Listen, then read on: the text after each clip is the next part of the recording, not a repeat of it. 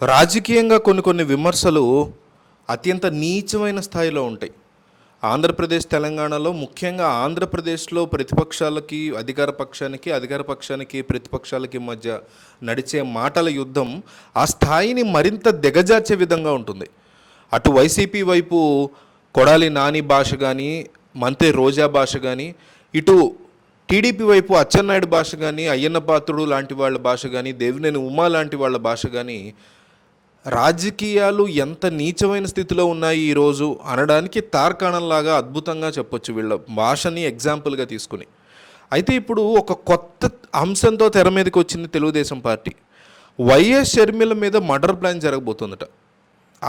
ఆ ప్లాన్ జరగబోతోందని, ఆమెకి ప్రాణహాని ఉందని కాంగ్రెస్ పార్టీ కాదు, 120 సంవత్సరాల కాంగ్రెస్ పార్టీ ఆ మాట అనట్లేదు, పార్టీ పెద్దలు అనట్లేదు, మాణిక్యం ఠాగూర్ అనట్లేదు, మల్లికార్జున ఖర్గే అనట్లేదు, ఏపీలో ఉన్నటువంటి తులసిరెడ్డో లేకపోతే ఇంకొకళ్ళు అనట్లేదు, వైఎస్ షర్మిల కూడా అనట్లేదు. తెలుగుదేశం పార్టీలోనే అయ్యన్న పాత్రుడికి ఈ ఐడియా వచ్చింది.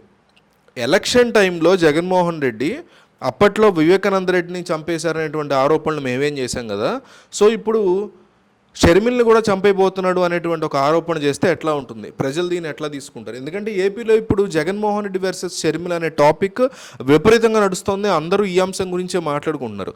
కాబట్టి మనం కూడా 2 మాటలు పడేస్తే పోతుంది కదా అని ఆయన అనుకున్నట్టున్నారు. సో అదే పాయింట్ పట్టుకుని ఆయన మాట్లాడుతున్నాడు కొన్ని రోజుల నుంచి.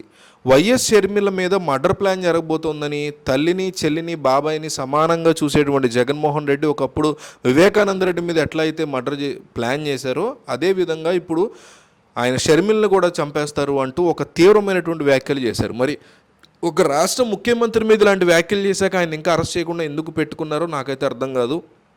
అటువంటి వ్యాఖ్యలు చేసిన తర్వాత అటువంటి వ్యక్తిని అరెస్ట్ చేస్తే దాని మీద కూడా టీడీపీ సపోర్ట్ చేసుకుని ప్రొటెస్ట్ చేసి అతనికి అండగా నిలబడితే తెలుగుదేశం పార్టీది, తెలుగుదేశం శ్రేణులది, కార్యకర్తలది తప్పు అవుతుంది.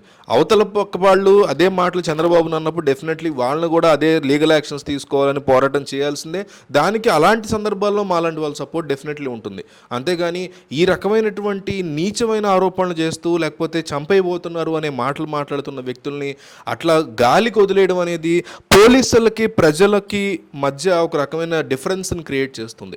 సరే, ఆయన ఏ సందర్భంలో చెప్తున్నాడంటే వైఎస్ వివేకానంద రెడ్డిని జగన్మోహన్ రెడ్డి అట్లా చేశారు కాబట్టి షర్మిలను కూడా చేస్తారు అంటూ ఒక మాట చెప్తున్నారు. ఇందులో జగన్మోహన్ రెడ్డి తప్పు కూడా ఉంది. జగన్మోహన్ రెడ్డి ఆ యొక్క హత్యకు సంబంధించినటువంటి అంశంలో డైరెక్ట్గా ఇన్వాల్వ్ అయ్యి ఉండొచ్చు, అయ్యి ఉండకపోవచ్చు, ఆ విషయం సిబిఐ తేల్చాలి. కానీ సిబిఐ తన అఫిడవిట్లో క్లియర్ కట్గా అవినాష్ రెడ్డి, భాస్కర్ రెడ్డిల పేర్లు మెన్షన్ చేస్తూ దస్తగిరి కూడా వాళ్ళ యొక్క ఇన్వాల్వ్మెంట్ ఉంది, వాళ్ళు చెప్తేనే నేను చేశాను అన్నట్టు ఇండైరెక్ట్గా మాట్లాడినప్పుడు మర్డర్ చేసినటువంటి ఆ మర్డరరే ఎవరు చేశారు అన్నప్పుడు వాళ్ళ పేర్లు చెప్పినటువంటి సందర్భంలో కూడా జగన్మోహన్ రెడ్డి వాళ్ళని సపోర్ట్ చేయటం, వాళ్ళ కోసం వెనకుండి లాబింగ్లు చేస్తున్నటువంటి విషయం జరుగుతుంటే వాళ్ళని కాపాడే ప్రయత్నం చేస్తున్నారు అనేటువంటి అంశం క్లియర్గా ప్రపంచానికి తెలిసినప్పుడు కూడా సజ్జల రామకృష్ణారెడ్డి లాంటి వాళ్ళు ప్రెస్ మీట్లు పెట్టి మరి అవినాష్ రెడ్డిది ఏ తప్పు లేదని అమాయకుడు అన్నట్టుగా చిత్రీకరించే ప్రయత్నం ఏదైతే చేశారో అందువల్ల జగన్మోహన్ రెడ్డి ఈరోజు ఇటువంటి మాటలు పడాల్సి వస్తుంది. ఇటువంటి మాటలు మాట్లాడిన వాళ్ళు లీగల్గా టచ్ చేయలేనటువంటి పరిస్థితికి వచ్చింది ఈరోజు.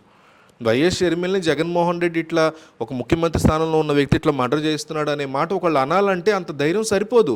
ప్రూఫ్స్ లేకుండా ఒక మాట అనలేము ఒక ముఖ్యమంత్రిని. ప్రతిపక్ష నాయకుడైనా అనడానికి ఆలోచించాలి. అట్లాంటిది ఒక రాష్ట్ర ముఖ్యమంత్రిని 5 కోట్ల మంది ఎన్నుకున్నటువంటి వ్యక్తిని, 5 ఏళ్ళు సీఎంగా పరిపాలిస్తున్నటువంటి వ్యక్తిని తనొక మర్డరర్, తన సొంత చెల్లిని చంపే అవకాశం ఉంది అనే మాటని ఒక ప్రతిపక్షంలో ఉన్న ఒక మాజీ మంత్రి అన్నాడంటే ఎంత లోకువ, ఎంత లీనియన్స్ జగన్మోహన్ రెడ్డి ఇస్తే ఆయన అట్లా అనుంటాడు. సో ప్రతిదాన్ని ప్రూఫ్ ప్రకారం ఇవ్వాల్సినటువంటి బాధ్యత తెలుగుదేశం పార్టీకి, అయ్యన్న పాత్రుడికి ఉంటుంది. అదే టైంలో సిబిఐ లాంటి సంస్థలు కొంతమంది వ్యక్తులను వేలైతే చూపిస్తున్నప్పుడు, అఫిడవిట్లో వాళ్ళ పేర్లు చెప్తున్నప్పుడు వాళ్ళని ఎంపీ స్థానం నుంచి రిమూవ్ చేయకుండా ఇంకా వాళ్ళని ఢిల్లీ వెళ్ళి పోషించి వాళ్ళని జైలుకి వెళ్లకుండా కాపాడుకునేటువంటి పనులు వీళ్ళు చేయకూడదు.